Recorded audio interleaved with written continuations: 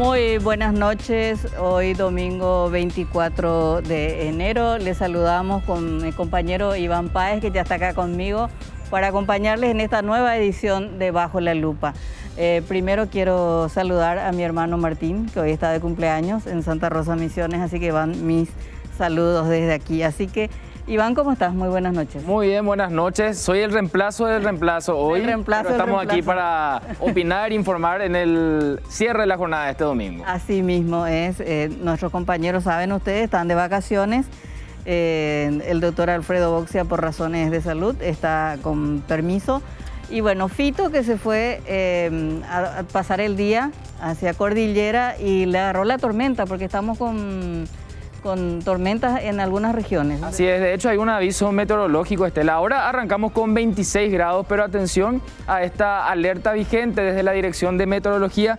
El fenómeno esperado, lluvias intensas con tormentas eléctricas moderadas a fuertes y ráfagas de viento. Esto va a alcanzar al norte de la región oriental y el noreste del Chaco, los departamentos afectados: Concepción, San Pedro, el este de Presidente Hayes y Alto Paraguay. De hecho, se sintió mucha humedad en el ambiente durante este fin de semana, Estela. Creo que mañana llueve acá, ¿eh? Sí, sigue pronosticado. De hecho, vemos chaparrones en el pronóstico extendido durante toda la semana. Vamos a ver si esto se cumple finalmente.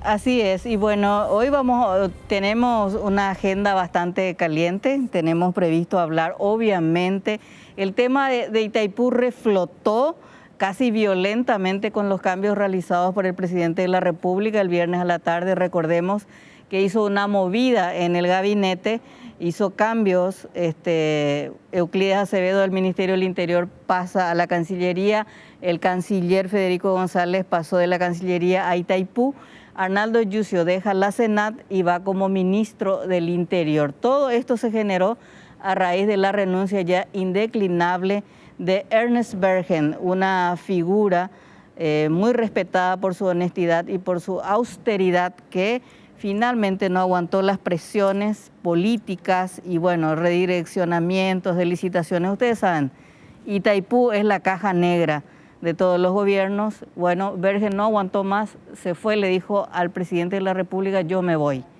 Le pidió un tiempo el presidente de la República para encontrar su reemplazo es Federico González. Pero ¿qué pasó con Federico González? Un rechazo absoluto a nivel mediático, redes sociales, porque recordemos que Federico González, como secretario privado del presidente de la República, había llevado aquella famosa acta secreta de Itaipú para que firme el ingeniero Pedro Ferreira, el presidente de la ANDE en ese momento, y le dijo: o firmás o renunciás. Y en ese acto renunció Pedro Ferreira. Bueno, ustedes saben aquel escándalo del 2019 que casi tumbó al gobierno de Mario Abdo Benítez. Bueno, muy rechazado el nuevo director de Itaipú. Recordemos que este cargo tiene que ser consolidado por el Senado, debe dar su acuerdo constitucional. Veremos si lo logra. De todos modos, Iván, empezó con el pie izquierdo el presidente con los cambios que hizo. Y después todos los ministros del gabinete que intentaban lanzarle un salvavidas a través de las redes sociales, dándole su apoyo. Sí. A Federico. Pareciera que eso fue algo marcado. Se les pidió a todos: apoyemos de una, y se notó eso en la tarde del viernes, Estela. Así es, una serie de tweets de todos los ministros del Ejecutivo apoyando a Federico González y resaltando su trayectoria, pero de todos modos ya hay una desconfianza ciudadana con respecto al de todo eso. Vamos a hablar. También vamos a hablar del tema San Bernardino. Por supuesto. ¿Estuviste vos en el concierto del viernes? No estuve, pero el viernes a la noche me pasaron el link de una cuenta de Instagram que estaba transmitiendo en vivo, y ahí ya me enteré de lo que estaba pasando y enseguida ya pensé que ese iba a ser un problema. Un problema, y de hecho amanecimos el sábado con esa situación. Ya interviene la Fiscalía. Este fin de semana se suspendieron todos los eventos en el anfiteatro, en ese lugar, porque en otros lugares igual se realizaron actividades, pero estaban previstos varios conciertos que ya no se realizaron a partir de eso. Bueno, de eso también vamos a hablar, porque en este caso se aplica esa frase de los inocentes pagan por los pecadores, porque hubo gente, bueno, recordemos que el verano es un tiempo de recuperación y de reactivación económica en San Bernardino. Bueno, este hecho un poco genera muchas dudas, porque ayer estuvo con nosotros en La Lupa el viceministro Rolón, el viceministro de Salud, y él decía que a partir de este hecho ellos iban a aconsejar restricciones o retroceso de fases en San Bernardino. Así que bueno, se da toda una polémica también con respecto a esa situación.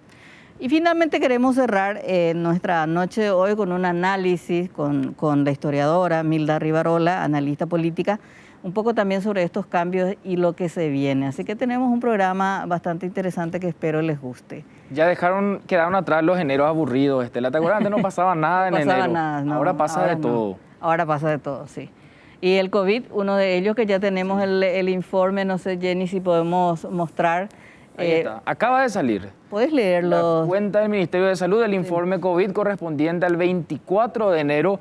Procesamos 2.887 muestras, 571 positivos, todos casos comunitarios. Y más abajo, por supuesto, lamentamos informar 10 fallecidos, baja hoy en comparación a los números que hemos tenido en los últimos días. Estaban entre 22 y 21, hoy son 10. Y el número que siempre preocupa, por supuesto, los fallecidos es una cuestión que nos duele muchísimo, pero el tema de los internados, Estela, 819 en camas comunes y 245 en terapia intensiva. Ese es el número que más preocupa a los médicos, a salud pública, el número de internados y el número en terapia intensiva, porque nuestro sistema está a punto de colapsar. Y recordemos que esta etapa que estamos teniendo los jóvenes se están contagiando mucho y los jóvenes ya van en esa etapa más grave, acuden a los hospitales y básicamente ya ingresan a terapia intensiva. Y eso, por supuesto, nuestro sistema de salud es muy vulnerable y demasiada gente en terapia intensiva no vamos a aguantar. Sí, van tarde lamentablemente y además la gente joven es la que lleva el virus a las casas y ahí están nuestros padres, nuestros abuelos que ya más débiles a veces toman la forma grave de la enfermedad. Y de hecho, la semana pasada incluso teníamos que en la franja de 1 a 14 años tuvimos también 2 fallecidos, así que no es exclusivo la gravedad, la fatalidad para gente mayor, Estela. Así es, bueno, ese es un tema también que preocupa y que vamos a seguir hablando de este tema porque bueno, hasta que no llegue la vacuna y no nos apliquemos todos y tengamos todos la inmunidad, entonces vamos a tener que seguir cuidándonos, manteniendo la distancia social, cumpliendo los protocolos. Ese es otro tema importante, lo de la vacuna, que además que su llegada no va a ser de efecto inmediato, porque son 2 dosis. Y decir la inmunidad se tiene recién en la segunda. También, no va a alcanzar a todos. No va a alcanzar a todos. Pero ahora, decíamos que queríamos hablar del tema San Bernardino, esto de que los inocentes pagan por los pecadores. Vamos a hablar de este tema, porque ya hubo intervención ayer de la Fiscalía, etcétera, etcétera. Vamos a hablar con Gustavo Sosa, él es el agente fiscal. Muy buenas noches, fiscal, ¿cómo está? Sí, buenas noches. Un saludo para vos, para los que están contigo y bueno, para todos los que nos escuchan. Bueno, en principio, en términos jurídicos, diríamos, ¿cuál es la situación que se vive hoy con respecto a lo que sucedió en San Bernardino, fiscal? Sí, realmente está incipiente todo. Oficiamos ya a la comisaría local, oficiamos al Ministerio de Salud, también oficiamos al municipio local que, cierto, ya ayer, hora de la siesta, sacó un comunicado manifestando de que ellos ya abiertamente pedían cualquier tipo de actividades de la naturaleza de lo que ocurrió el viernes. Entonces, básicamente nosotros comenzaremos a investigar a los organizadores, ¿verdad? Y iremos viendo y deslindando responsabilidades con relación a todo lo que de alguna u otra forma tuvieron participación en lo que ocurrió el viernes, que ya de público conocimiento. Ahora, fiscal, un tema. Hoy, según el decreto reglamentario del Poder Ejecutivo, este tipo de actividades, ¿hasta cuántas personas puede reunir? Sí. El decreto que estamos mencionando, que mencionaste, el 4705, tiene vigencia hasta el 31 de enero. Y habla de 75 personas. Por supuesto que 75 personas cumpliendo con todo el protocolo, tapabocas, distanciamiento, una distancia de 2 metros, lavado de manos, es más que evidente, y nos vemos a través de redes sociales, que en el caso en particular que nos ocupa del acontecimiento o del hecho que ocurrió el viernes, esto no se cumplió, ¿verdad? Vemos en el video que recorrieron ya todas las redes sociales que hay más de 1.000 personas, ¿verdad? No pude cuantificar exactamente, pero se ve un número importante de personas, de los propios organizadores, los propios músicos, filmaron y subieron a redes sociales. Fiscal, usted dijo 75 personas, ¿no serán 750? No. Hola. Sí. Hola. Lo estamos escuchando. Sí, perdón, pareció que se fue. No, 75 personas. 75 personas. Entiendo yo, fiscal, que para este lugar se habilitó un protocolo especial al ser al aire libre, pero ese protocolo decía claramente en el último párrafo que si no se puede garantizar la distancia, el uso de tapaboca, los organizadores deben suspender de forma inmediata. Eso decía el protocolo aprobado por el Ministerio de Salud, con el que de alguna manera intentaron respaldarse los organizadores. Claramente allí eso se salió de control, eso debía haber sido suspendido. Entiendo que usted solicitó un informe policial. ¿Está detallado en algún lugar, o lo que entregaron los propios organizadores, cuántas personas realmente entraron a ese lugar? Bueno, en primer lugar, ¿verdad? Lo que la policía nos manifestó y lo que tenemos sí ya conocimiento es de que un funcionario del Ministerio de Salud firmó una especie de autorización, ¿verdad? En conversación telefónica con la gente de la región sanitaria de Cordillera. Ellos manifestaron que tampoco tenían conocimiento. Es decir, que iremos investigando, iremos viendo quién es la persona que firmó esa supuesta autorización y por qué, digamos, haríamos una excepción con relación a tal o cual acontecimiento cuando lo que se busca justamente es evitar la aglomeración y evitar las cifras que ustedes estaban manifestando recién antes de que me hagan la nota, ¿verdad? Los números están saltando, los números se están multiplicando, estamos hablando de muchísima gente que está falleciendo por día, y en medio de toda esta situación sale este tipo de hechos, ¿verdad? No solamente es un trabajo para el Ministerio Público, un trabajo de investigación que sale de contramano, sino lo que finalmente se busca más allá de todo eso, ¿verdad?, que es evitar que el virus se propague. Entonces, si vos me decís la cuestión de la gente del Ministerio de Salud, el documento que salió, iremos investigando, ¿verdad? Porque cómo es que para algún acontecimiento, repito, sí se da una autorización, a otros no, y entonces pues no estamos midiendo con la misma vara a todos. Fiscal, en ese sentido, cuando usted dice, yo estaba buscando entre mis archivos, yo sé que ayer mostramos el documento de autorización por parte del Ministerio de Salud y lo firmaba un funcionario que en este momento no recuerdo su nombre. Guido Raúl Benza, el secretario general. Aquí está, Guido Raúl Benza, secretario general. Sí, él. Exactamente. Entonces, con ese documento en mano, obviamente los organizadores pueden hacer la fiesta, etcétera, etcétera. La pregunta es, ayer hablábamos también con el comisario y ya nosotros no pudimos entrar porque es una actividad privada. Entonces, en cierta forma, no hay manera de controlar aquello. Es muy difícil controlar un concierto con tantos jóvenes, con la euforia, con la música. Realmente, aquí también hay que, a mi criterio, por lo menos no sé si usted tiene el mismo criterio, fiscal, el Ministerio de Salud, la autorización del Ministerio de Salud, ¿no debería investigarse también? Ahí está justamente en pantalla. Por supuesto. Claro, es lo que te estoy manifestando. Sí.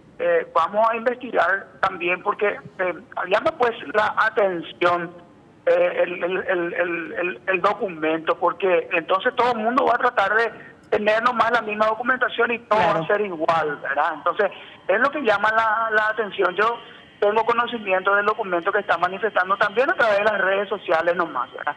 No tengo el documento en mis manos ni dentro del proceso ya formado, sino que a través de las redes las redes sociales nomás también. Y, es decir, la policía todavía no le entregó esto, fiscal, porque este documento, nosotros accedimos a este documento porque la policía de la comisaría 16 de San Bernardino nos entregó la copia.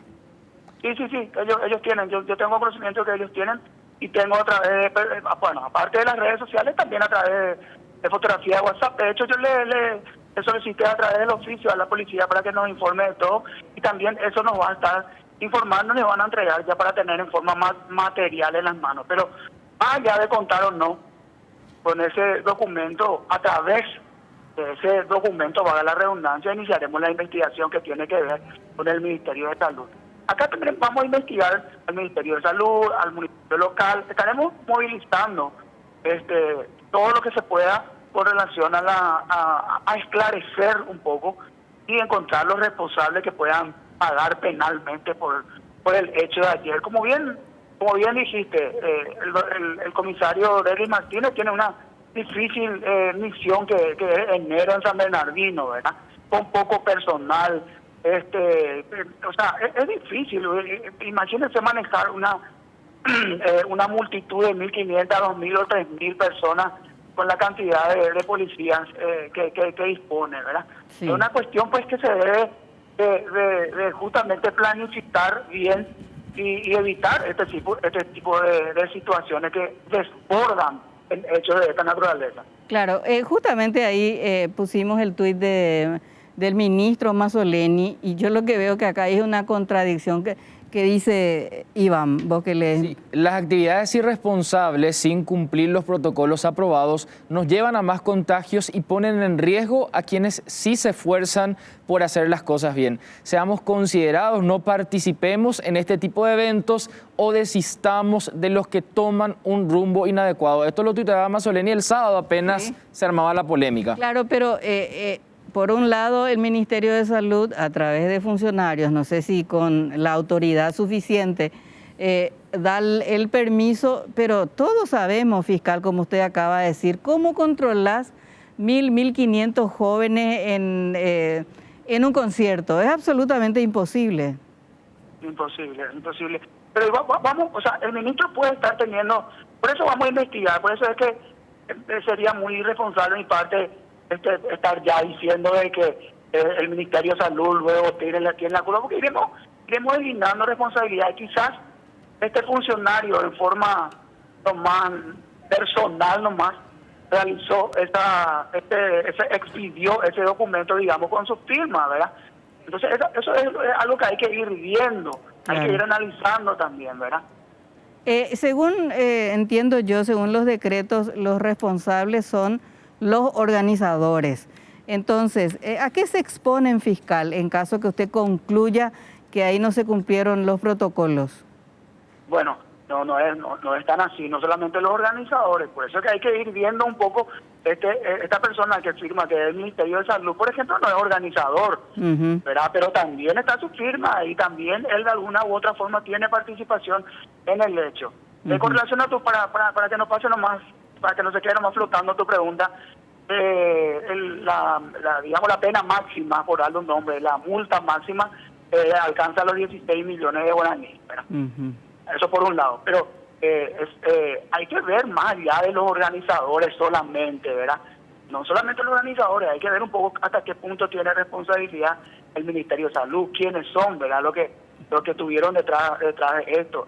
Como bien dijiste, los organizadores, los músicos, iremos viendo todas estas personas que participaban, o sea, iremos viendo y iremos investigando y analizando punto por punto, más allá de simplemente los organizadores dejar ahí.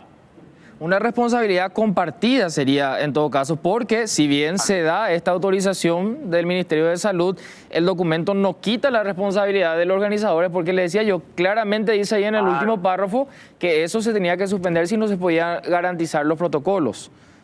Claro, exactamente. Es así mismo tal cual está diciendo. Arranca una investigación, ¿verdad? Tomará tiempo porque tenemos que tener en cuenta que son 2 o 3 grupos, ¿verdad? Que son los que organizaron, y aparte pues podemos estar hablando de 20, quizás 30 personas. Después tenemos que ver los músicos, después tenemos que verlos, va a llevar tiempo para investigar bien esto, ¿sí? Bien. Fiscal, le agradecemos muchísimo. Vamos a tener el seguimiento de este tema también en el programa. Vamos a hablar con gente que está involucrada, obviamente, con la diversión, con el negocio en San Bernardino, porque este hecho vino un poco a complicar la situación en esa ciudad. Fiscal Sosa, le agradecemos muchísimo esta comunicación. Muchísimas gracias y a la orden. Que tenga buenas noches. A propósito de cuidarse, Iván, ayer fue muy importante el comunicado emitido por la Conferencia Episcopal Paraguaya, porque como hay un movimiento antivacunas y de gente un poco vinculada a todos los terraplenistas y un poco conspiranoicos que hay en el mundo. Negacionistas. Exactamente. Por lo menos a los católicos les cuento que la Conferencia Episcopal emitió un comunicado muy importante para decir que hay que vacunarse, que no hay ninguna contradicción moral, por lo menos con la vacuna. Sí, y es muy importante porque aquí en Paraguay todavía pesa mucho ese del país que ima. Es muy importante y la Conferencia Episcopal sacaba este comunicado bastante extenso, pero les leo las partes principales. Ante la próxima llegada de las vacunas contra el COVID a nuestro país, el Consejo Episcopal Permanente de la SEP se dirige a los católicos en particular y a las personas de buena voluntad en general para ofrecer algunos criterios de valoración ética. Y ahí una serie de puntos habla de la Congregación para la Doctrina de la Fe, que acepta esto como una cuestión incluso que tiene que ver con la caridad para salvar las vidas. Dice, no habiendo objeciones morales que impidan en conciencia el uso de diferentes vacunas, como ha aclarado la Congregación para la Doctrina de la Fe, exhortamos a todos los fieles y personas de buena voluntad a vacunarse oportunamente. Si bien no constituye un pecado no vacunarse, la falta de obligación moral de recibir la vacuna no libera a ninguno de la responsabilidad de cuidar el bien de la salud de todos y de proteger especialmente a los más vulnerables, a los más débiles y específicamente al personal de salud. Esto que viene en coincidencia con lo que dice el propio Papa Francisco, que también ya se vacunó. Ya se vacunó, por cierto. Así que para IMAGI, por lo menos, esto es un mensaje muy importante para los católicos. Bueno, y para cerrar un poco esta partecita de pimponeo de temas de la semana, Iván, un video sobre brutalidad policial se está hablando mucho en las redes sociales. Y si hay un problema que tiene Yucio, ayer también hablábamos con él, con el nuevo ministro del Interior, la corrupción policial y la brutalidad policial. Vean este video.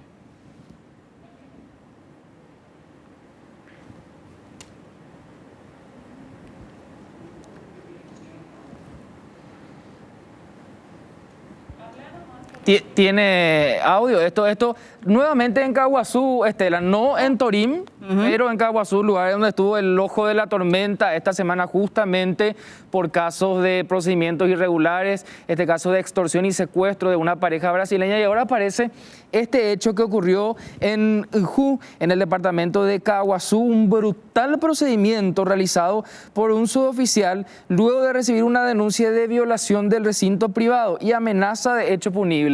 El joven de 27 años, el que es brutalmente agredido, fue denunciado por estar ilegalmente en ese lugar y va al policía y en vez de hablarle o de indicarle que había sido denunciado, que tenía que retirarse del lugar, reacciona de esta forma brutal, lo golpea. Ya se abrió un sumario al respecto. El suboficial a cargo era el subjefe de la comisaría jurisdiccional y ya quedó a disposición también de la dirección de policía. Seguramente se va a abrir un sumario administrativo porque estas son cuestiones que siguen repitiéndose lamentablemente. Lo que indigna más es que el muchacho, su único pecado fue que demoró para salir a la orden del policía, pero él luego sigue las instrucciones y se lo ve muy pasivo ante la golpiza que recibe de parte de este efectivo policial. Irregular por donde se lo mire, le vemos a la gente, por ejemplo, sin tapabocas, y vamos a mencionar también la cuestión sanitaria, y esto que fue grabado por un vecino de ese lugar y sirve como la principal prueba para este sumario que se va a abrir a partir de esto, Estela. Así es, faltan minutos para las 8, vamos a hacer una brevísima pausa y a la vuelta ya hablamos con el ingeniero Fabián Cáceres.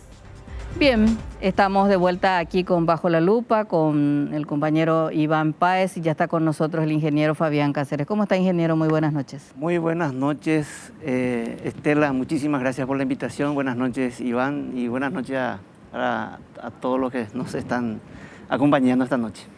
Bien, el cambio en la dirección de la binacional Itaipú como que volvió a poner al tapete el debate sobre la renegociación del tratado. Pero yo antes un poco quiero destacar o quiero hablar de lo que sucedió y las razones sobre todo por las que se va a Bergen, que yo creo que es otro tema, otro problema que tenemos en Itaipú, que es la corrupción, que es el manejo político de una entidad altamente técnica. Y quiero rescatar un párrafo de lo que escribía en su artículo de hoy Alberto Acosta Garbarino, que tituló Cuando un patriota se va. Y dice, al destacar un poco la gestión de creo que 18 meses más o menos de Ernest Bergen, dice los resultados de su trabajo, de un trabajo que hizo él en la administración, dice, han sido extraordinariamente buenos. Se redujeron los gastos de personal en un 24%, las horas extras en un 52%, los viáticos en 59% y los pasajes en un 89%. Todo lo ahorrado al disminuir estos gastos hizo posible un incremento histórico en los gastos de responsabilidad social ambiental, que tuvieron un crecimiento de un 31%, pasando de 92 a 121 millones de dólares. Para un mejor uso de esos fondos y para darle mayor transparencia a la gestión de dichos recursos, gran parte de lo realizado lo hizo con una fuerte coordinación con los técnicos. Después, otro párrafo que destaco dice, un poco estas presiones que él venía sufriendo a lo largo de estos meses, dice, esta olla a presión explotó con la renuncia de Ernest Bergen, una renuncia que nos duele a todos los que soñamos con un Paraguay diferente al que tenemos hoy.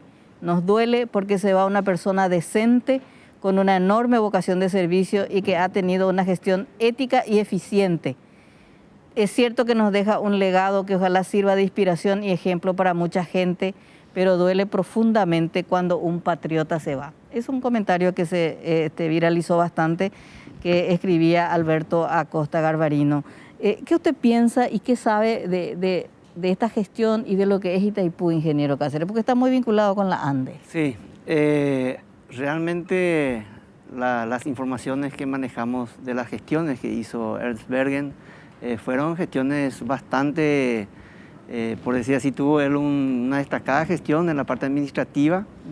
Es una persona muy confiable, una excelente persona.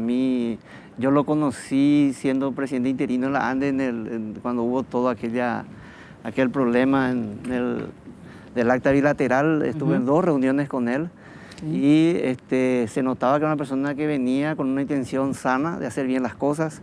Asumió en un momento muy difícil, muy complicado y bueno, y fue llevando hasta este momento. Ahora las razones por las cuales él renunció yo desconozco totalmente. Alegó asuntos, cuestiones personales. Eso es cuando no se quiere contar la razón política de la decisión para no complicarle más al presidente. Sí. ¿Verdad? Ahora, se da en una circunstancia complicada porque esto generó unas movidas, sobre todo la Cancillería, donde está Euclides Acevedo ahora. La Cancillería es la institución principal que va a llevar adelante la renegociación del Tratado de Itaipú. Y obviamente ahí también va a jugar un rol importante el director paraguayo de la entidad, Federico González. ¿Conoce a Federico González? Sí, yo lo conocí en el 2019. Él asumió el día 5 de julio del 2019 el cargo de consejero de Itaipú en representación de la Cancillería. Sí. El día 3 él había sido designado y el día que él asumió yo estuve en la sala del consejo. ¿Por qué? Porque el día anterior hubo una reunión de las altas partes, los representantes de altas partes de Brasil, de Paraguay, los directores de Itaipú, lado brasilero, lado paraguayo, tuvo el presidente de la Electrobras. En ese momento la reunión era para intentar perfeccionar el acta bilateral de tal manera que el ANDE firme el contrato y que eso se efectivice. Y en esa reunión con el ingeniero Ferreira nosotros nos negamos a firmar y mostramos los motivos. No se pudo avanzar. Al otro día hubo la reunión del Consejo. En esa reunión del Consejo donde asume el señor Federico González, él vino con una instrucción de que era importante la firma de ese documento. En un momento dado, el ingeniero Ferreira le explica los motivos por el cual para nosotros era muy difícil acompañar. Y Pedro Ferreira me convoca para que yo le haga una explicación pormenorizada. Hay que recordar que antes de esa acta, el único punto divergente que existía entre la ANDE y la Electrobras era el nivel de contratación de la potencia para el año 2019. Bueno, en esa acta se incluyeron unos 6 puntos más. Y todos los puntos eran de interés del Brasil, no existía ningún punto ventajoso para Paraguay. Y eso tenía perjuicios financieros y perjuicios técnicos. O sea, un análisis rápido daba un perjuicio de $350 millones en 4 años. Se entregaba el control del agua prácticamente a los brasileros, entre otros varios, que son muy técnicos, pero el perjuicio estaba allí. Eso le explicamos muy bien a él. Y yo recuerdo que él escuchó atentamente, pero él también manifestó de que para el gobierno era muy importante. Había una presión muy fuerte del Brasil. En ese momento habían temas que le agobiaban también al gobierno. Se habían aplicado aranceles sobre autopartes, había 10.000 empleos en peligro en aquel momento. Aplicaron arancel sobre la exportación de arroz. Creo que era algo así como 13%, siendo que el arancel tenía que ser cero por el tema de Mercosur. 60% del arroz paraguayo va al Brasil. Habían 2 puentes que se estaban negociando. Inclusive cosas como, por ejemplo, el tema de Ron Martí, para que se les pueda traer a Paraguay. Y bueno, todos esos temas estaban frenados por culpa de que el acta no se estaba perfeccionando. O sea, para perfeccionarse tenía que firmar un contrato entre la ANDE y la Electrobras. No sé si podríamos decir, ingeniero, o sea, es condicionamiento o chantaje, ¿no?, de Brasil. O sea, o nos firman esto para que le demos esto, inclusive lo de Ron Martí. Así mismo. Y bueno, y en ese momento se le explicó bien a él. Él escuchó, pero él nos dijo así bien claramente de que él, en representación del gobierno, necesitaba para poder descomprimir la tensión que había con Brasil. Era un momento muy difícil. Eso fue el día 6, fue el día 6 de julio. Entre el día 6 y el 24 de julio, él fue a la ANDE a pedir la renuncia, o sea, a pedir la firma o la renuncia a Pedro Ferreira. Sí. En ese interín, Pedro Ferreira tuvo muchas reuniones con muchos, mejor él debería explicar esto. A mí me consta que tuvo reuniones con personas muy cercanas al gobierno explicando la situación. Y en algunas de esas reuniones él me convocó para que yo explique. Se trató de demostrarles que la dimensión del problema podría ser más grande de lo que estaban mirando. Y bueno, el 24 de julio nuevamente el señor Federico González viene a la ANDE. Era una mañana, recuerdo muy bien, un día miércoles, y le expone a Ferreira la necesidad de la firma del documento, o en todo caso debía retirarse. Entonces Ferreira, creo que ya todo el público conocimiento, renuncia. Y 4 días después, el 28 de julio, gracias a la presión ciudadana y de la prensa, el gobierno decide volver atrás, o sea, decide anular. Y el día 1 de agosto del 2019, el mismo Federico González, en representación de la Cancillería, firma un acta por el cual deja sin efecto el acta bilateral. O sea, él tuvo una participación bastante, ¿cómo se dice?, bastante importante en todo ese proceso. Ingeniero, con ese antecedente que casi le cuesta el cargo al presidente Mario Abdo a poco más de un año de haber iniciado sus funciones, ¿a usted le genera confianza la figura de Federico González al frente de Itaipú? Mira, Iván, Yo creo que la confianza es fundamental. Para Paraguay, la revisión del anexo C es una cuestión prioritaria. Es la negociación más importante de los últimos 50 años. Este año vamos a cumplir 48 años del tratado y estamos en las vísperas de esta revisión. Deberían de estar personas que sí generen absoluta confianza. Es muy peligroso lo que se está haciendo. Se está jugando con la paciencia de la gente. Imagínense que nos van a representar personas que de repente que ya asumieron posiciones diferentes y justamente sobre el mismo tema, no es un tema diferente, sobre el mismo tema que está relacionado con el tema de Itaipú.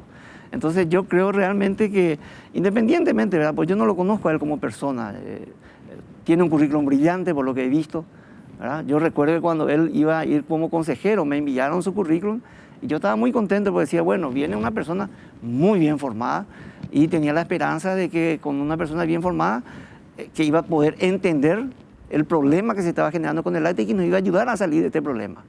Pero al final fue todo lo contrario.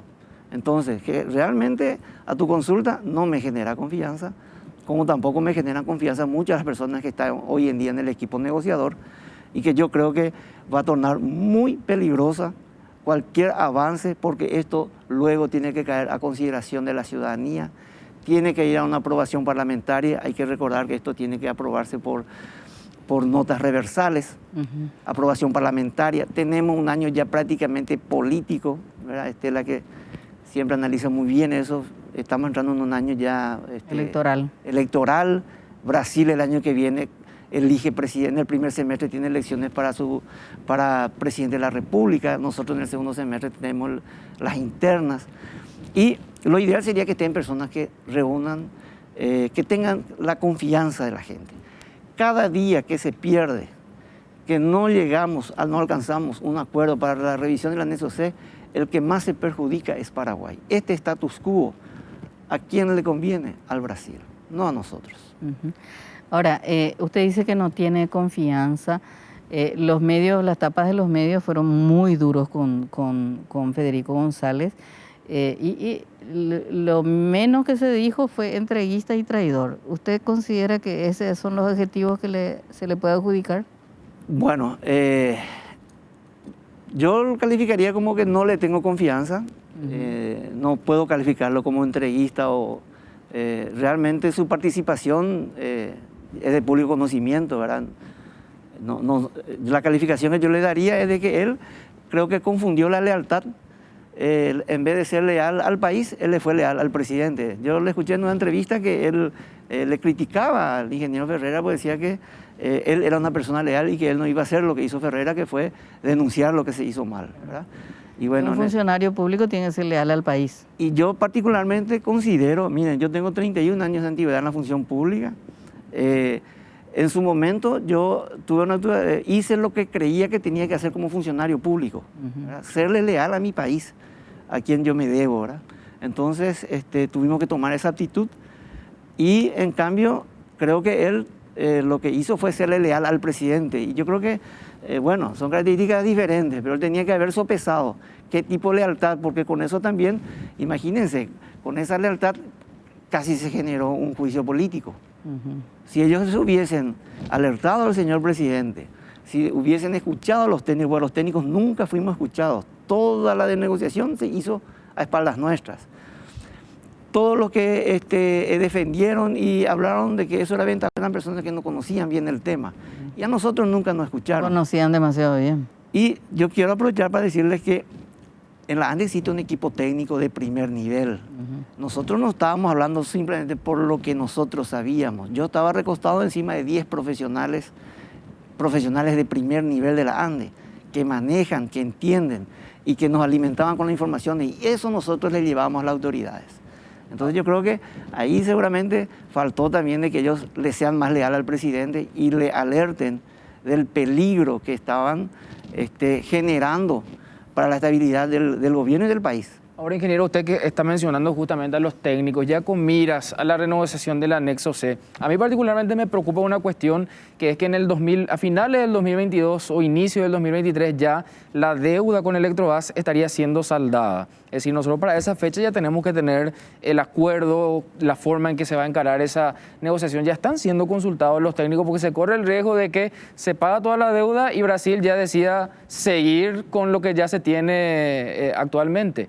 Así mismo, Iván, mira, la deuda hoy en día está en orden de 64% de la estructura de costo, que es lo que se paga. Esa deuda el año que viene, 2022, ya baja unos 30% y en el 2023 ya baja totalmente porque Itaipú, una política muy sana, utilizó como estrategia pagar antes todas las deudas. Entonces, el año que viene la tarifa ya va a bajar unos 30%. Y para el siguiente año ya va a bajar un 64%. Indefectiblemente, se revise o no se revise. O sea, si no se revisa. Entonces, Brasil allí va a tener 2 puntos que son sus mejores, que es lo que ellos realmente quieren. Tener la prioridad de llevar la energía paraguaya, que Paraguay no consume, que ya está en el tratado, y bajar el costo de la tarifa, que ellos esa tarifa meten en su mercado y lo industrializan y sacan buenos beneficios. Paraguay, una de sus estrategias, una de ellas, sería obtener mayores beneficios por esa energía que no utiliza. Si nosotros no nos adelantamos y dejamos pasar el tiempo, esa energía no va a estar presente toda la vida, eso tiene un tiempo finito. Claro. En la década del 2030 eso se va a terminar. Entonces, cada año que dejamos pasar esta oportunidad es dinero que deja de entrar, apostando que la negociación nos permita tener mejores beneficios de esa energía. Yo sé que es un tema muy técnico, es difícil hablar de la renegociación del tratado, pero usted acaba de decirnos más o menos qué es lo que le conviene a Brasil. Como usted dijo, su prioridad es seguir llevando la energía que le sobra a Paraguay, porque a nosotros no podemos usar toda la energía que tenemos, la que es nuestra, entonces le vendemos al Brasil. Y bajar el costo de la tarifa, que eso creo que sucederá automáticamente al pagarse toda la deuda. ¿Cuál tiene que ser la estrategia paraguaya a partir de este objetivo brasileño? Si el presidente le preguntara a usted, decía, ingeniero Cáceres, ¿qué tenemos que defender en Brasil y qué podemos ceder?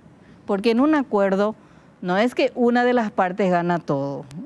Deberíamos modificar esa situación, sino el famoso win-win, los dos ganamos.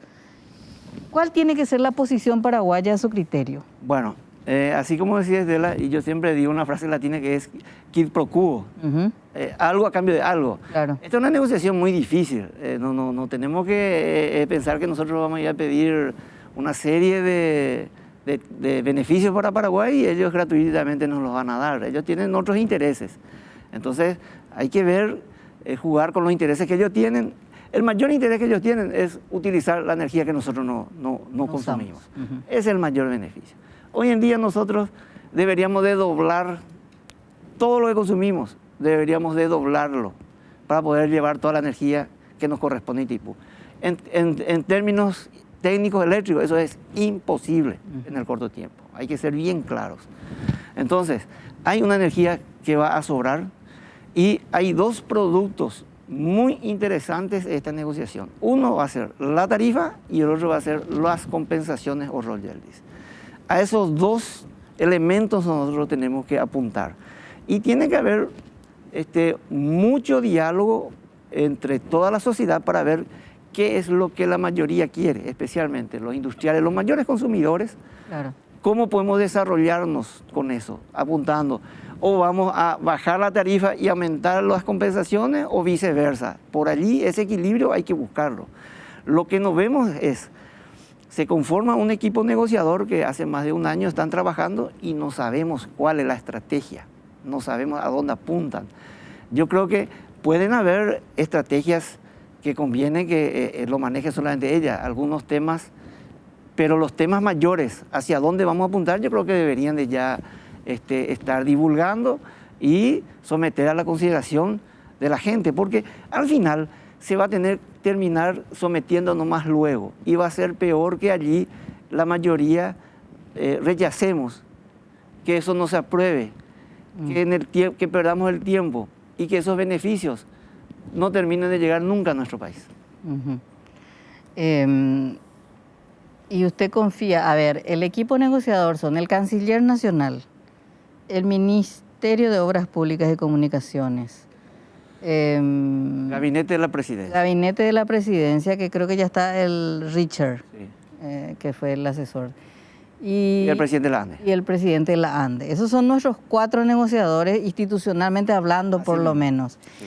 Entonces, si personalizamos, le tenemos a Euclides Acevedo, le tenemos a Arnoldo Vins, que en este momento está tratando de defenderse con todas las licitaciones amañadas que hay en su ministerio.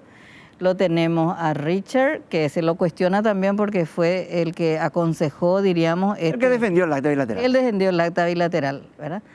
Y... el presidente de la ANDE. El presidente de la ANDE. ¿Cómo le ve a ese equipo negociador de cara a la soberanía energética de Paraguay? Yo confío en mis compañeros de la ANDE. ¿Confía en el ingeniero Sosa? Confío en el ingeniero Sosa y confío en el equipo técnico que le acompaña. Son personas muy preparadas. No son políticos. Esto va a tener seguramente alguna connotación política. Esa es la parte peligrosa. De los demás, no, de Richard puedo opinar, ¿verdad? Muy buen técnico, pero él defendió la posición brasilera sabiendo de que eso no era beneficioso. Imagínense que después la comisión bicameral hizo un estudio exhaustivo y sacaron 6 conclusiones. 10 personas integraron esa comisión y sacaron 6 dictámenes.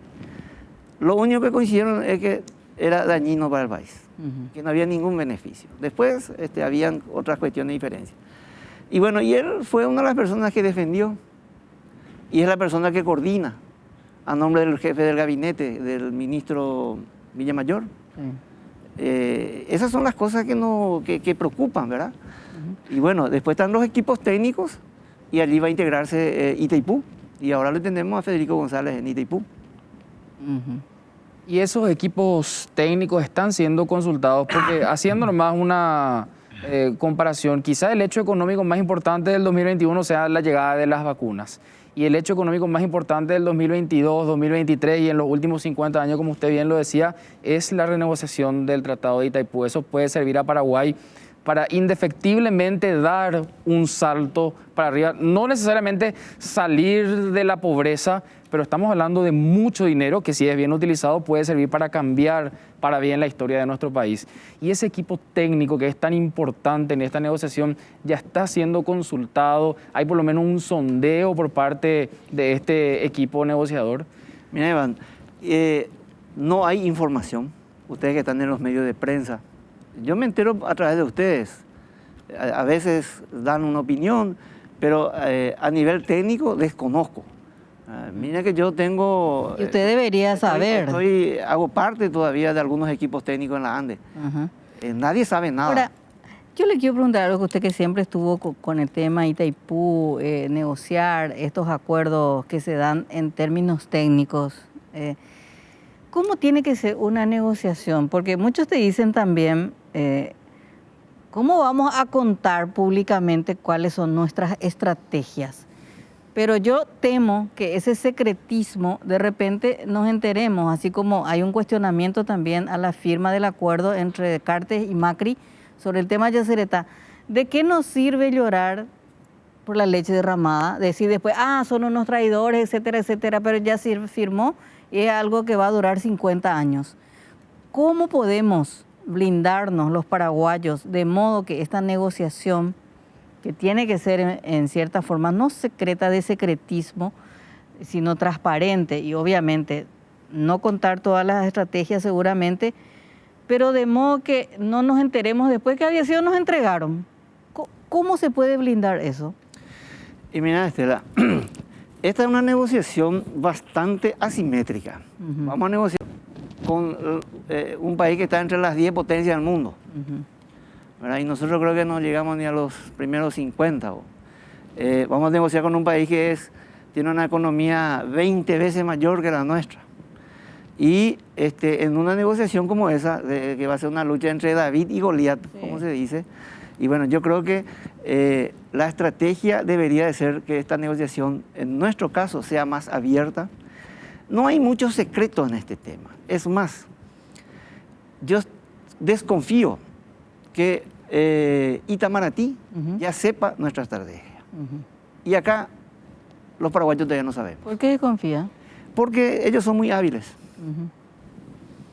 Y de repente se pueden fugar esas informaciones. Entonces, se filtran. Yo creo que se debería de compartir. La hinchada va a ser muy importante. Mire, es como en el fútbol. Imagínense salir a jugar contra un gigante de la selección brasilera y Brasil con su hinchada y nosotros chiflándole a nuestros jugadores. Deberíamos estar arropándole para que ellos también se sientan protegidos. Y bueno, no existe porque no se genera, porque se toman decisiones como esta que estamos viendo. La capacidad de indignación de la gente está superada. Cada día, cada semana aparece un tema nuevo. Este tema nos indigna ahora, pero mañana ocurre algo nuevo y seguramente esto va a pasar y va a quedar y la situación no va a cambiar. Y son temas importantes. Yo creo que se está menospreciando esa ayuda que la gente puede dar. Le puede dar, podemos vestir la albirroja y estar todos juntitos. Y definir los puntos, la estrategia. Bueno, señores, nosotros realmente vamos a apuntar a mejorar las compensaciones. Y la tarifa, porque son dos productos nomás que aquí hay que mirar. Y tal cosa, ¿qué dice? Y bueno, por supuesto que no vamos a estar todos de acuerdo, pero por lo menos la gran mayoría. Entonces, bueno, como la mayoría quiere esto, salimos adelante. Si usted tuviera que ubicar a una persona en el equipo negociador, ¿a quién le pondría? Yo le pondría al ingeniero Pedro Ferreira.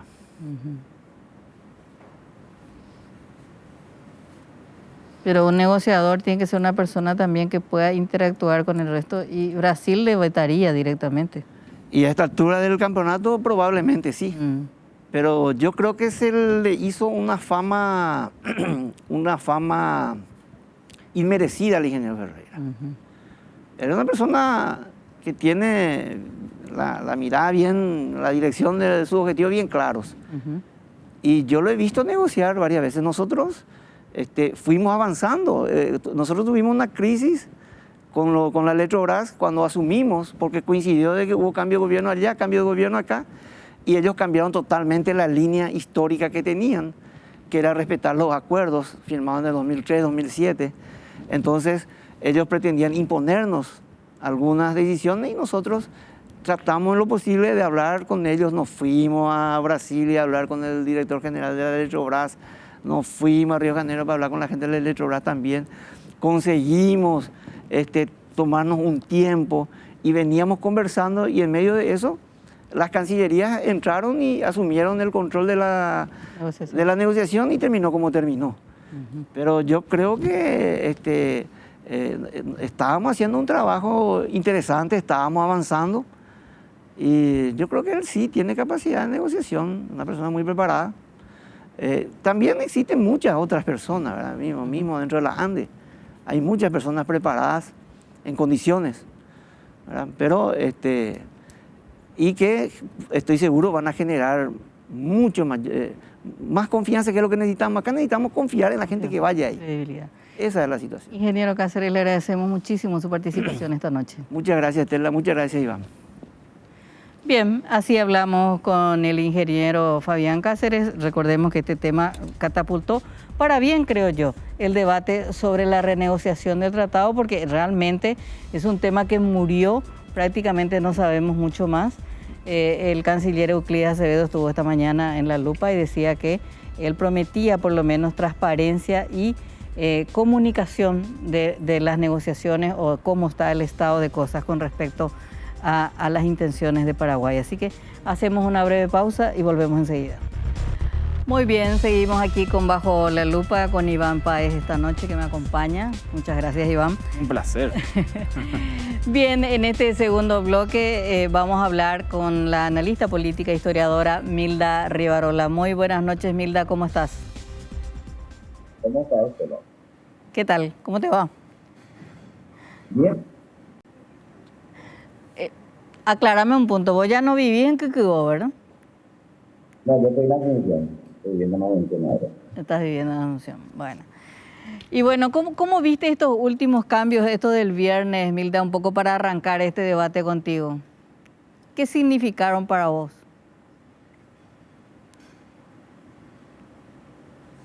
Si pudiésemos contextualizar el momento, no tan a corto plazo, sino con mayor alcance, si hay dentro de todo este ambiente de incertidumbre a nivel local y mundial por lo de la pandemia, si hay algo que es cierto es que vamos a salir de esto cuando salgamos,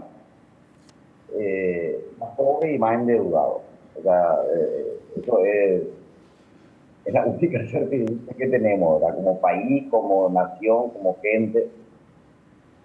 Los especialistas en el escenario europeo, científico, están hablando de se llega a vacunar al 70% de la población, no aparece una cepa nueva mucho más violenta o otra pandemia que se suma a esta.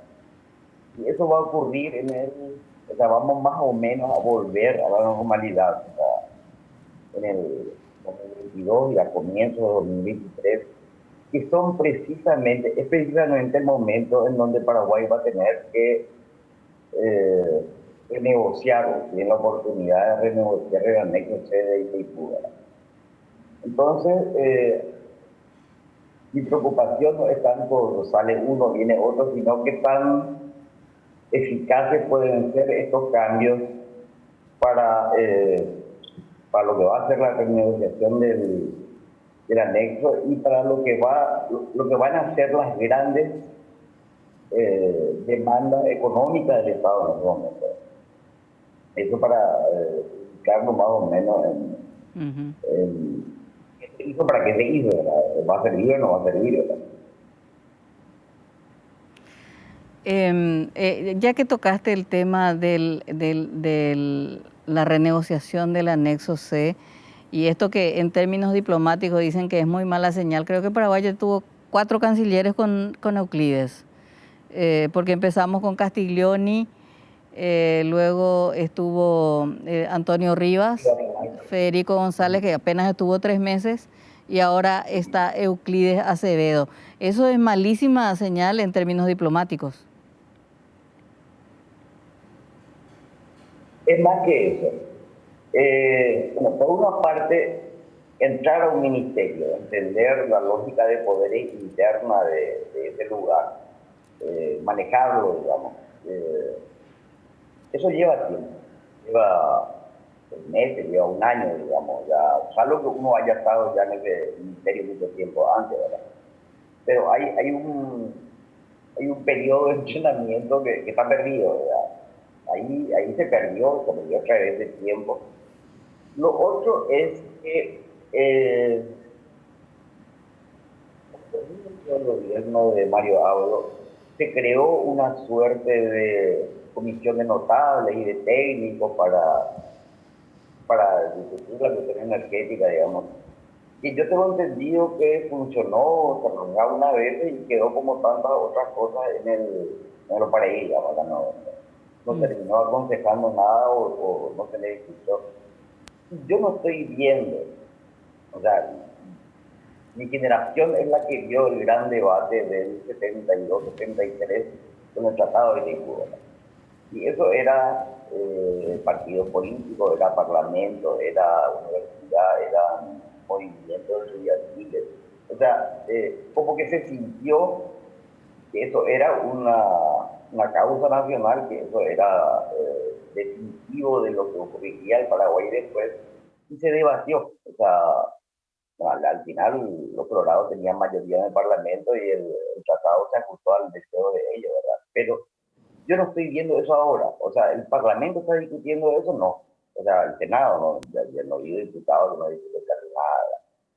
Pero no estoy viendo posiciones partidarias, no estoy viendo posiciones académicas, incluso. Hay consultoría, hay publicaciones, pero ¿qué es lo que Paraguay va a hacer? O sea, ¿qué instrumentos va a hacer? ¿Y qué rol va a jugar Cancillería en esas negociaciones? Y hay otro problema que pasa con muchos temas en la ingeniería del Estado paraguayo. Itaipú, la cuestión energética depende un poco de Cancillería legalmente.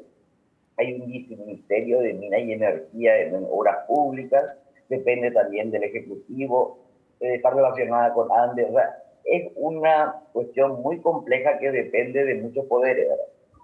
Pero de cualquier manera, lo que se quiere enfrente es Itamaraty, ¿verdad? Que es la mejor cancillería de América Latina y del Caribe, y que sí tiene idea de qué hacer con eso, ¿verdad?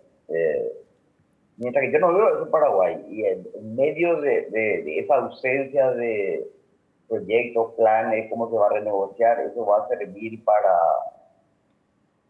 complejizar la estructura productiva paraguaya. Vamos a volver a vender energía por chaucha y palito, porque vamos a entrar a negociar en un momento donde Paraguay va a estar muy necesitado de fondos, ¿verdad? O sea,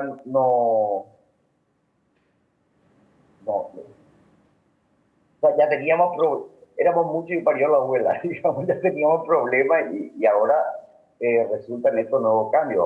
Vamos a ver si sirven para algo, pero es urgente que se empiece a pensar y que se creen equipos de negociación para enfrentar ese tema tan grave que se nos está cayendo encima. O sea, es 1 año y medio, 2 años. Milda, el presidente Mario Abdo hace tiempo venía siendo presionado de alguna manera para realizar estos cambios que finalmente terminan siendo movidas de pieza, más que nada. ¿Cómo queda la figura del presidente con estos cambios? Porque pone a Yucio en el Ministerio del Interior, seguramente hay descontento generalizado en el movimiento de HC, y tenemos a un presidente siempre preso de los movimientos políticos. ¿Queda fortalecida su figura? El Rodolfo Friedman era el que anunciaba antes de que lo diga Mario Abdo. ¿Cómo queda con todo esto el presidente? El Ejecutivo tiene 4 ministerios que son suyos, aquí en toda parte del mundo, ¿verdad? O sea, que no dependen de mayoría parlamentaria, son cuestiones de Estado, ¿verdad? Que son defensa, interior, hacienda y relaciones exteriores. Eso el Ejecutivo decide y el Ejecutivo carga con esa responsabilidad si es que esos ministros no funcionan, ¿verdad? Con estos cambios ahora, de esas 4 personas, 2 son técnicos. Hacienda fue un técnico de dentro mismo del ministerio, digamos. Defensa tiene un militar de carrera en situación de retiro, ¿verdad? Pero los otros 2 no son colorados. O sea, en estos momentos, ni interior ni de relaciones exteriores pertenecen al partido. O sea, que en ese sentido es como liberarse de las presiones internas coloradas o echar ese fardo encima de los 2 que van a estar allí, digamos. Pero no sé qué tanto le va a servir esto para arreglar su eterna interna colorada, y no sé qué tan fácilmente pueda también pasar Federico González el aval del Senado. Que es precisamente la Cámara donde él no tiene mayoría. Claro. O sea, entonces tiene un frente interno que es el Colorado, que no tiene por qué estar contento, no solamente el grupo HC, sino tampoco los ANT, ¿verdad? Y también va a tener un frente externo, ¿verdad?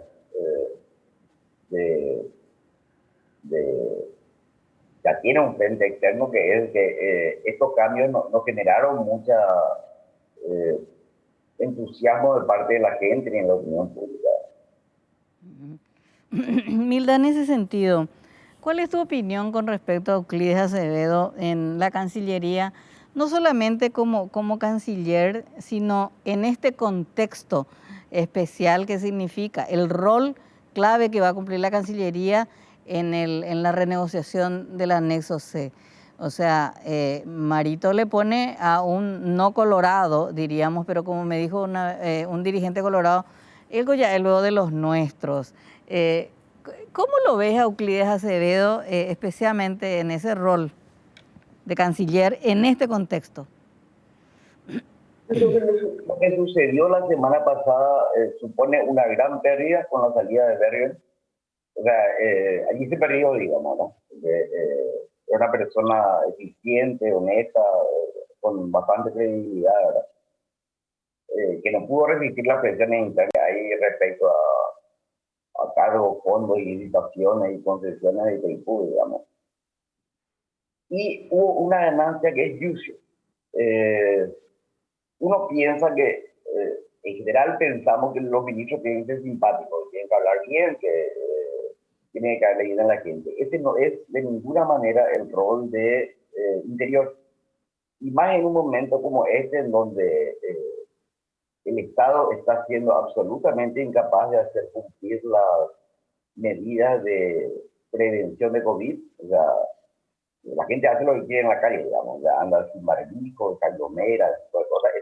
Esa es función de la policía, ¿verdad? Hacer cumplir una normativa que puede evitar todavía más muertes, ¿verdad? Tiene que hacer una limpieza interna permanente respecto a la delincuencia dentro de la misma policía, ¿verdad? Que tampoco es una tarea fácil ni simpática. Yo creo que ese cambio, Euclides Yucio puede ser bueno dentro del interior, ¿verdad? Yo estoy viendo mucho auge de violencia, no solamente la delincuencia, los motochorros, ese tipo de cosas, sino la gente está con rabia, furiosa, encerrada, con disturbios incluso mentales, digamos. Y esa es también una tarea de prevención de delitos que le corresponde. Y Yucio puede hacer una buena tarea en el interior. No sé qué tanto puede hacer Euclides en relaciones exteriores. Cierto que ya estuvo como embajador en España un tiempo, pero ese es un ministerio difícil. O sea, tiene grupos de poder, sindicatos poderosos, y sobre todo tiene como una ausencia de norte en términos de Cancillería misma. Que hasta ahora no llegó nadie. O sea, se limitaban a distribuir embajadores, consulados, ese tipo de cosas, pero Paraguay no tiene, y eso va a ser más grave ahora en el momento de la renegociación. Paraguay no tiene una cancillería fuerte ni con un proyecto para ir hacia afuera. Entonces son como muchas las tareas que le van a caer a Acevedo con bastante poco tiempo, ¿verdad? Sentarse dentro de la Cancillería, satisfacer las demandas internas de asociaciones y grupos de interés dentro y diseñar una política exterior que le permita con eficiencia entrar a negociar con Itamaraty. O sea, no sé. O sea, no sé bueno, digamos que lo quemaron haciéndolo de pasapapeles cuando era asesor presidencial en relaciones exteriores. Pero Federico González era un excelente diplomático, ¿verdad? De los pocos buenos embajadores de carrera que había dentro del Ministerio de Relaciones Exteriores. O sea, yo casi lo hubiera dejado allí, ¿verdad? O sea, lo hubiera dejado allí y hubiera puesto a una persona con un perfil técnico más alto en ¿verdad? Decías, Paraguay perdió mucho o se pierde mucho con la salida de Bergen. Recién charlábamos acá con el ingeniero Cáceres justamente sobre lo que implica estas nuevas nominaciones. Creo que la designación, no generó tanta polémica la designación de Federico González como canciller como su nominación en Itaipú. Y teniendo aún el mismo antecedente, diríamos, porque el mismo antecedente el que se le saca ahora en cara, ¿verdad?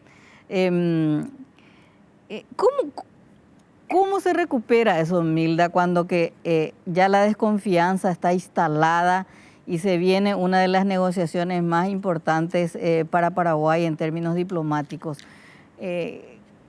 ¿Cómo tiene que hacer el gobierno? ¿O esto ya nos enteraremos después de lo que pasó? El presidente, si retira otra vez el nombre de Federico González, ya va a ser casi un bochorno. Lo que pasa es que los ministros, los asesores presidenciales, o sea, ese primer anillo presidencial es también un escudo. O sea, es un escudo en el sentido de que se le delega responsabilidad, culpa, descrédito, pero la persona que toma las decisiones finalmente en relaciones exteriores, en Itaipú, en Hacienda, es el presidente de la República. O sea, no. Y eso supone, bueno, primero que hacer escudo y ligar los golpes que deberían ir más arriba, digamos, las críticas que deberían ir más arriba. Pero lo otro es que se requiere personas con solvencia y con cierta autonomía respecto a órdenes erradas o órdenes equivocadas, digamos. O sea, se requiere gente fuerte para esos ministerios. Y yo creo que eso es lo que no tiene González. O sea, González es un buen diplomático, era un buen diplomático, pero no tiene poder político suficiente como para imponer o discutir con la cabeza del Ejecutivo cuestiones tan álgidas como son la energética y de renegociación, ¿verdad? No hay que olvidar que creo que esa fue una de las razones de la salida de Bergen. Itaipú y Yacyretá son la caja negra del gobierno. O sea, es el lugar donde se maneja mucho dinero, no está la Contraloría, no está la Dirección de Contrataciones Públicas, hay mucha arbitrariedad en el nombramiento, en licitaciones, ese tipo de cosas, y estamos en año electoral. O sea, el gobierno está necesitando fondos para campaña de intendencia, ¿verdad? Y esa es la otra lista también del cambio. O sea, yo supongo que Bergen no se quiso prestar a ese tipo de cuestiones ahora. Pero se requiere una relativa autonomía y poder político para poder manejar bien una binacional como esa, ¿verdad? Finalmente, Milda, en 2, 3 palabritas, ¿cómo lo ves al presidente de la República?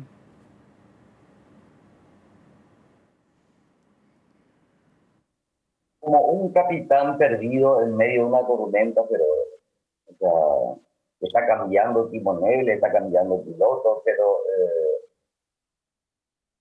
a mí no me despierta demasiado optimismo lo que nos espera este año y el año que viene en Paraguay. O sea, y en vez de dar serenidad o gobernanza, digamos, para decir, bueno, estos son los problemas, pero hay un buen gobierno eficiente que los está enfrentando, lo que tenemos este tipo de cosas, ¿verdad? O sea, dudas, cambios, dije esto, no dije, lo cambié, o salir a inaugurar pequeñas rutas o casos, ese tipo de cosas. O sea, se requiere como un capitán de tormenta mucho más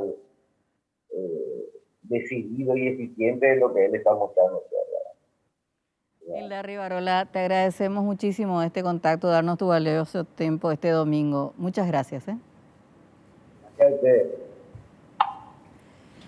Bien, así charlábamos con Milda Rivarola, analista política, historiadora, un poco sobre estos cambios y lo que nos espera en este 2021. Ahora hacemos una brevísima pausa y volvemos enseguida. Bien, volvemos con nuestro ya la última parte de nuestro programa y hoy queríamos hablar, por supuesto, de lo que sucedió en San Bernardino. Está todo vinculado con el tema sanitario, la reactivación económica, y para ello invitamos a Osvaldo Codas, él es empresario, hostelero y gestor cultural. Muy buenas noches, Osvaldo Codas. Buenas noches, gracias por la invitación. Y también estamos con Alicia Martínez de la Pera, ella es presidenta de ProSamber. ¿Cómo está, señora? Muy bien, muchísimas gracias por la invitación. ¿Qué es ProSamber? ProSamber es una asociación civil con capacidad restringida. Nosotros somos un grupo de personas que nos unimos para coadyuvar con las autoridades locales, ¿verdad?, para el mejoramiento de la ciudad y de la ciudadanía. Estamos, San Bernardino es una ciudad atípica y nos unimos varios tipos de personas, gente que vivimos en San Bernardino, gente que tienen sus casas en San Bernardino, gente que son lugareñas, o sea, que son oriundos de la ciudad y también de origen alemán. O sea, que nos unimos por un objetivo común. ProSamber, la ciudad que queremos, que es nuestro eslogan, una ciudad segura, una ciudad turística, una ciudad limpia. Y para eso, ¿qué tenemos que hacer? Apoyar a que las cosas se hagan bien, se hagan como corresponde. Suelo escuchar que hay, no sé si dos visiones de San Bernardino. Por un lado, los que quieren que vaya la gente a los hoteles, a los restaurantes, al lago, cuando se puede usar. Y otro de los, diríamos, de los habitantes genuinos que no quiere que vaya la gente porque altera su estadía con el ruido, con la música, etcétera, etcétera. ¿Cómo es eso? ¿Eso es cierto o no es cierto? Es así, no es tan así taxativo, pero sí. Hay gente que quiere un lugar de descanso, hay gente que vivimos en la ciudad y bueno, que enero y febrero es de diciembre, ¿verdad? Y es el año pasado peor, ¿verdad? Más temprano, desde julio. Entonces hay una movilización social, hay una movilización interna que altera todo lo que es el orden de la ciudad. Pero también se conoce que al venir como gente, o sea, que al ir gente, yo estoy en San Bernardino. Estás en San Bernardino. Que al ir gente a que la economía se vaya reactivando, hay más poder adquisitivo, hay más posibilidades laborales, entonces una ciudad que va creciendo día a día.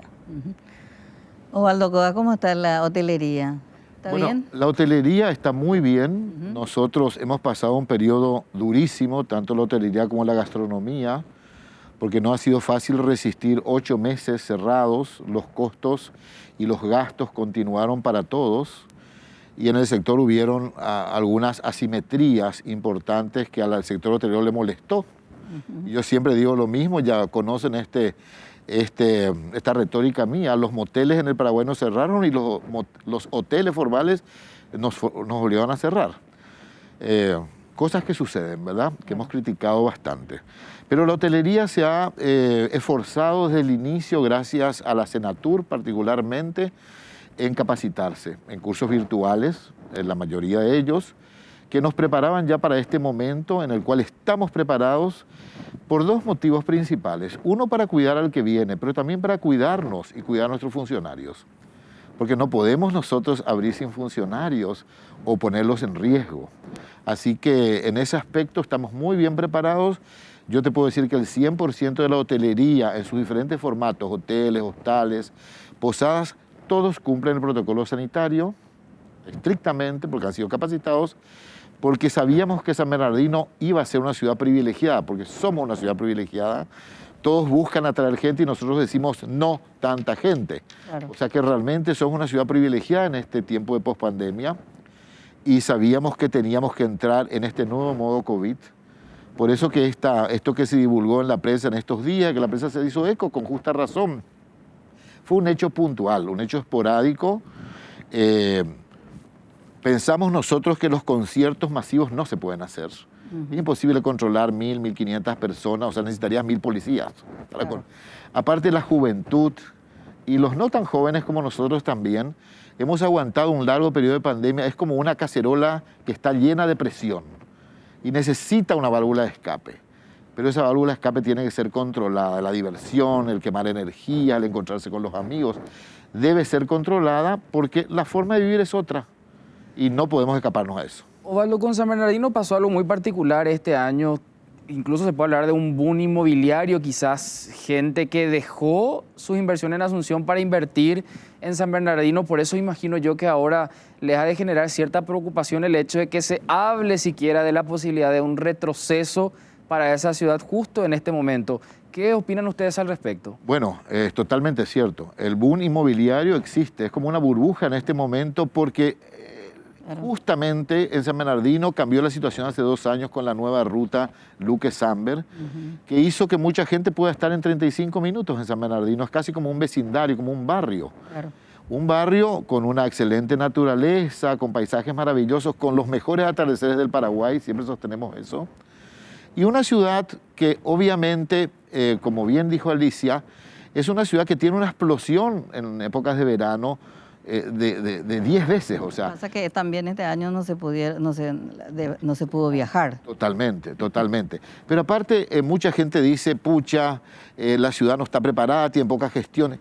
Hay que entender que una estructura municipal, hablo de la parte municipal, a veces yo me pongo en el zapato de ciertas personas, una ciudad que crece 10 o más veces, ninguna estructura puede soportar ese crecimiento y aparte un crecimiento que es difícil de estimar. Pero dentro de todo yo creo que, si bien que considero que hay que mejorar la capacidad de gestión municipal, dentro de todo, digamos, se ha trabajado bastante bien, bastante bien. Hay que mejorar, porque obviamente que es una ciudad que recibe, imagínate multiplicar por 10 las necesidades, las demandas, los problemas. La policía, Alicia, ha trabajado súper bien. ¿Sigue el problema de agua en Samber? No. Eso justamente voy a explicar. Nosotros trabajamos muy de cerca con todo lo que también son las autoridades nacionales, tanto la SAP como la ANDE. Y este año, no sé, vamos a decir, sería la pandemia, sería de gestión, sería voluntad política, no sé, pero se unieron todos. Y, por ejemplo, se habilitaron 3 plantas de tratamiento de agua de la SAP. Se habilitaron también, se mejoró todo lo que es la ANDE. Y podemos decir que en San Bernardino no hay cortes de agua, no hay cortes de luz, inclusive con las tormentas, ¿verdad? Este año que era un problema muy grave del año pasado. Se cambiaron, Alicia, los cables, Sí. Los cables eran descubiertos, así que hay cables cubiertos que permiten que si con el viento no toquen y no hagan problemas con los transformadores. Así mismo. Y en San Bernardino yo creo, no sé si opinás igual, Alicia, que sucedió algo muy interesante. Fíjense que tenemos un gobierno municipal liberal. Sin embargo, el gobierno actual, por más de que tiene un signo político diferente, ha apoyado sustancialmente a San Bernardino. Sí. Se dio una gestión patriótica, yo creo, en San Bernardino, diferente a otros lugares donde hay esa competencia, Claro. que porque el intendente es de este color no lo ayudamos. Acá, realmente la ANDE ha invertido en forma eficiente y rápida. Claro, porque Con fondos propios. Claro, recuerdo que hicimos la lupa en San Bernardino, en esta posada Tatano, Sí. y muy linda, por cierto. Y recuerdo que la queja que había, pero no hace mucho, fue en enero, creo. Inicios de enero. creo. Inicios de enero, y tenían problemas de agua y de electricidad. O sea, resolvieron rápido entonces. Sí, el tema también de inicio de enero con el tema de agua también tendríamos que tener otra variable que es la sequía. Terrible Claro. sequía, meses. Entonces el agua cruda se extrae del lago. Claro. Y era terrible la sequía. Ahora empezó a haber época de lluvia, de todo, se habilitaron las 3 plantas y ese problema aparentemente está subsanado porque hasta ahora nosotros no escuchamos que haya problemas de agua. Ahora, Alicia, sí. entonces ustedes ahora lo que buscan es que las autoridades tengan mayor control y no hablar tanto de este retroceso. Tanta inversión, tantas cuestiones que se lograron Claro. mejorar, ahora un retroceso terminaría por echar todo al tacho de basura. Exactamente, es lo que estábamos hablando anteriormente. Si bien hubo gente que invirtió muchísimo, gente que apuesta a quedarse todo el año, varios años, una inversión inmobiliaria impresionante, 500, 600 Sí, casas nuevas, gente que se quedó a vivir en la ciudad. Entonces, también las autoridades locales que apostaron, tanto SAP como ANDE, en este momento no sería conveniente un retroceso de fase. 500 casas nuevas. Nuevas, Sí, nuevas. sí, nuevas. Nuevas. Sí, no son más, es 500 en la base. Entonces, pensamos que lo que sí sería conveniente es que las autoridades sean más firmes. No puede haber un permiso para 1.500 personas porque no se puede controlar. La parte de seguridad está muy bien en San Bernardino. El operativo verano San Bernardino Seguro tiene más de 150, 160 efectivos policiales, están los linces, la montada. Hay mucho control. Hay gente que sí cumple con las normativas. Entonces, por un hecho puntual que se podía haber evitado simplemente con la no realización de conciertos, porque no es el momento, yo creo que eso se hubiera subsanado. Así es, sí es cierto, totalmente de acuerdo. Hay que, lo interesante de destacar en este momento también, que han estado en San Bernardino, es que la cantidad de opciones que hay a nivel gastronómico es impresionante. Impresionante. Debemos tener entre restaurantes grandes, medianos, pequeños, food parks, y tal vez debemos tener alrededor de 300 tal vez opciones o 250 opciones. Es muy Que interesante. hay una diversidad, a veces decimos, ¿será que hay tanta gente para tantos lugares? Y aparte, buenos servicios. Excelente servicio. Y hoteles y camas, diríamos, en total ahí. San Mira, Bernardino. camas te voy a decir que nos quedamos muy cortos siempre. Siempre. Lo que pasa es que la hotelería, como es un poco estacional todavía San Bernardino Claro. hasta ahora, a pesar de lo que dijo Alicia, es cierto, mucha gente ya vive en San Bernardino, sus amigos van a visitar y utilizan la hotelería, por supuesto, pero como ha sido estacional, es muy difícil a veces mantener una hotelería con momentos muy bajos, mantener la calidad, ¿verdad? Claro, claro. Porque la hotelería en turismo tenemos que hablar de calidad sobre todo y sostenimiento de esa calidad.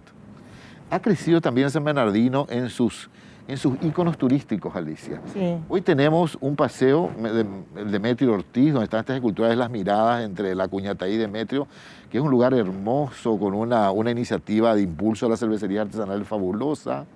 Tenemos la guitarra La Morena, que es una instalación mecánica fabulosa sobre el lago que la gente va a experimentar, a tocar la melodía. El famoso Paseo del Recuerdo, que también vas y tocas el xilófono, aquel con la melodía. San Bernardino tiene en este momento la Cuñataí, que está sentadita en la fuente del Hotel del Lago, donde la gente va y hace promesas de amor, ¿verdad? En esa fuente. O sea que hay una serie de cosas en San Bernardino que la hacen una ciudad Ahí interesante. está tu hotel, estamos viendo. Ahí está, miraba yo, está bien. Ahí está la Cuñataí, mira, sentadita, como dije, sentadita. Sí. Ahí es donde se hace promesas de amor, entonces. Promesas de amor. Ahí hay que prometer amarse para toda la vida o hasta que uno sea feliz, por lo funciona. menos. Y mira, por lo menos hay gente que tira moneda. Che. Tira moneda, o sea que hay que tirar la moneda. Hay que tirar. esa moneda. Nada de tacañerías. Sí. Pero vos sabés que tiene... hay un tema, Alicia, no sé si concordás con eso. Las playas, el uso de las playas está prohibido. O sea, está restringido, ahí está vallado. Y la no asistencia de ese público masivo, de esa masa que a veces se vuelve incontrolable, Claro. ha ayudado mucho a San Bernardino. O sea, el no usar el lago ayuda bastante. Ayuda bastante. Con esto no quiero significar que San Bernardino es una ciudad solamente para gente con más poder adquisitivo. Lo que quiero decir que también el cumplimiento de las medidas sanitarias tiene mucho que ver con la educación y el tipo de turismo. Cuando hay un turismo de masa, es lo que pasó en este concierto. ¿Cómo controlás 1.500 personas? Necesitas 1.000 policías. ¿Cómo controlás 10.000 personas en las playas? Necesitas 5.000 policías. O sea, y no todo, sabemos que van los jóvenes juntos, la familia sí es considerada, pero a veces los muchachos y los grupos son difíciles porque se descontrolan por sí mismos. Y ese es el tema que ha disminuido, por eso creo que tenemos una ciudad bastante segura. ¿Ustedes aceptarían restricciones horarias? Porque me parece que en cierta forma, ayer hablábamos con el viceministro Rolón aquí en La Lupa y decía, bueno, tendríamos que ver cómo hacer, ¿verdad? Y bueno, de hecho el anfiteatro ya suspendió sus actividades. Esta noche hablábamos con el fiscal Sosa y él decía hay que investigar, pero también obviamente aquí hay me parece a mí que el Ministerio de Salud no puede eludir su responsabilidad al haber autorizado una actividad con semejante cantidad de personas. Así mismo, así mismo. Es real, eso es. Restricción horaria hay, como hay en todo el país. A medianoche como aquí. A medianoche. Sí, ¿verdad? Sí. Hay gente que no cumple, y sí, la verdad. También podemos decir que hay fiestas particulares, promocionadas inclusive. Y ahí la policía va. La policía, por ejemplo, está muy abierta, donde se le llama, va. Hay gente que no cumple y hemos visto, se salió que se intervinieron, que se suspendieron. O sea, hasta las 12 está todo. Y después la gente tiene que comenzar a salir, o sea, termina de servirse lo que pidió, pero hasta las 12 se despacha alcohol y comida y después la gente va saliendo, o sea que no... y en Hay orden. lugares que también quedan abiertos, vamos a decir, como digo, las fiestas particulares que donde hay mucha cantidad de gente, que eso también se denuncia. La ventaja de ahora son las redes sociales. Entonces todo se sabe. Aquí no podemos decir eso no se supo, esto no estuvo, todo se sabe. Y por eso que decimos que el formal es más perjudicado, porque ustedes están diciendo, llega la hora, cierran, pero si continúa en fiestas particulares o clandestinas. Claro. Es decir, un retroceso va a terminar perjudicando a los que sí cumplen, a los que Así invirtieron, mismo. y el resto probablemente va a seguir en la suya. Va a seguir. Fiestas particulares, fiestas clandestinas van a seguir. Así que un retroceso no pensamos que sea muy conveniente Acá hay para un- la ciudad. Acá y hay un para tema la que yo quería ciudadanía. aprovechar y mencionar. Nosotros recibimos al ministro Mazzoleni y su equipo Sí. justamente en el Hotel del Lago, previo a la apertura de la temporada, para hablar un poco de todas estas normas generales y lo que teníamos que hacer para poder trabajar en orden y evitar, diríamos, el aumento de la pandemia. Y le pedimos en ese momento al ministro que se aumente la campaña educativa del nuevo modo de vivir COVID. Sí. Porque si uno analiza los medios de prensa, los medios masivos hablo, ¿verdad? Y también redes sociales, ¿por qué no? Por supuesto, ¿verdad? No hay una campaña concreta Coordinada. al respecto, coordinada. Tiene que haber, esto es un comando de guerra en contra del COVID, es lo que tendría que funcionar. Y así como se gastan, es mejor gastar, creo, en una buena educación y publicidad de la problemática que finalmente gastar en los hospitales en terapia intensiva o en oxígeno, ¿verdad? O lamentar muertes en los núcleos familiares. Entonces, una campaña masiva, y yo creo que los medios de prensa perfectamente se van a prestar a ceder su tiempo inclusive para algo que formalice y sea vehemente en relación a campaña, como una campaña.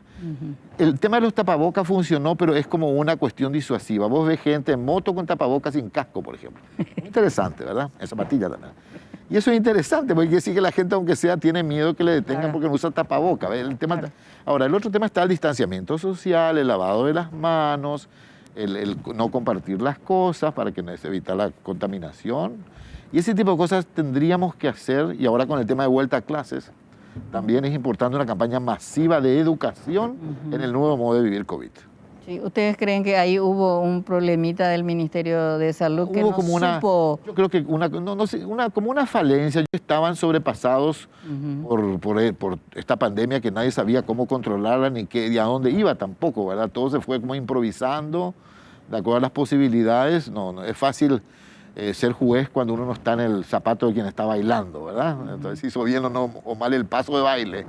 Pero en este caso yo creo que sí la comunicación más hoy en día y la educación, ¿verdad?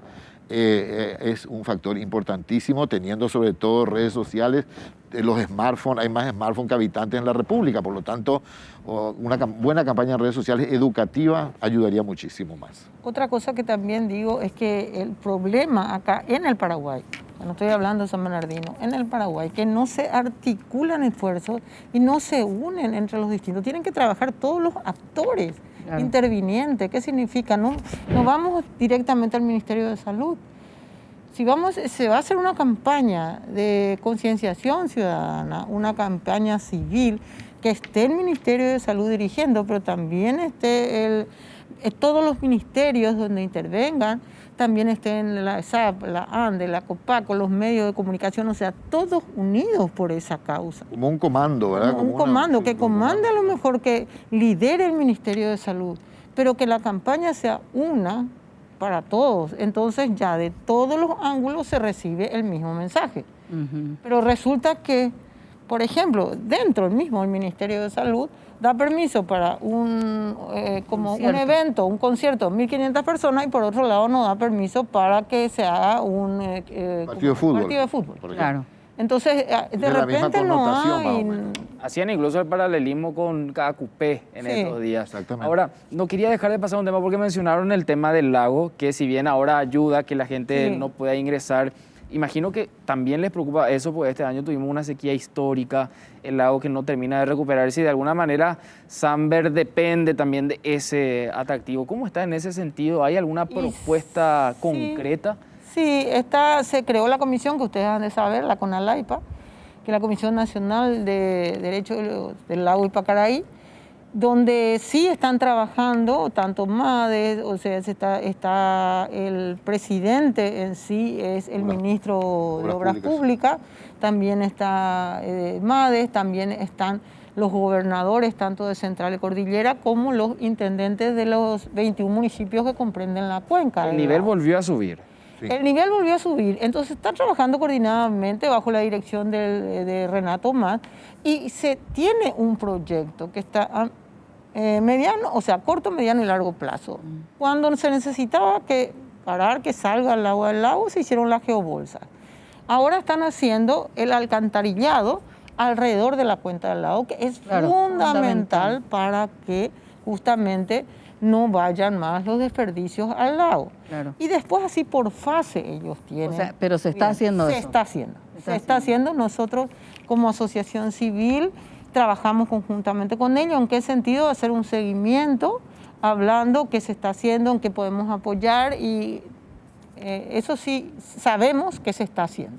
Sí, porque el problema también con eso, con el Ministerio del Ambiente, que es muy débil institucionalmente, o sea, vemos cómo se contaminan los arroyos, los ríos, y como que no hay una capacidad, bueno, debilidad institucional más corrupción también, entonces es todo un tema que existe en ese sentido, pero es bueno saber que se está haciendo algo por el lago, porque creo que el lago San Bernardino es el lago de todos los paraguayos. Totalmente. Porque es... Yo creo que a nivel mundial conocido, bajo la Guarania, recuerdo de Pacaraí, ¿verdad? Claro. Es el punto más conocido de nuestro país. El punto más conocido de nuestro país. En relación a lo que decís, es cierto, y ahí también hace falta una campaña de educación masiva, pero en serio, una campaña que no incluye solo la comunicación, sino que incluye el trabajo comunitario, porque es imposible controlar, diríamos, el paraguayo parece que espera, o muchos paraguayos, no todos, esperan el momento que no se vea para tirar contra. Llueve toda la basura de los arroyos, lo que está pasando en Asunción,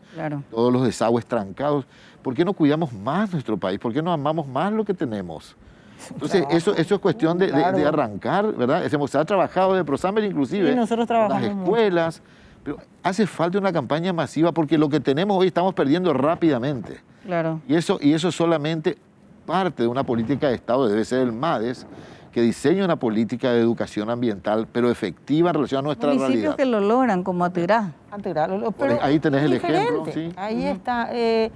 San Bernardino es una ciudad que no tiene un arraigo, una identidad como tiene Atirá, como tiene Altos. No tiene por qué, porque es de una colonia alemana que fundaron la ciudad.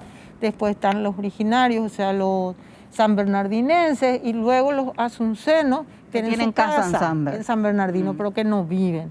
Entonces no hay una identidad, es una ciudad atípica. Claro.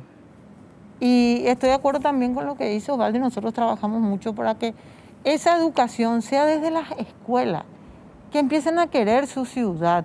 ¿Verdad? En todas las escuelas, vamos a suponer que creo que hice un proyecto, Funda Pueblo, si mal no recuerdo, de Liz Esteche, ¿verdad? De que se haga en las escuelas de los 21 municipios, desde niñitos empiecen a generar conciencia. Lo que tienen. Porque la educación empieza desde la base, desde los chicos.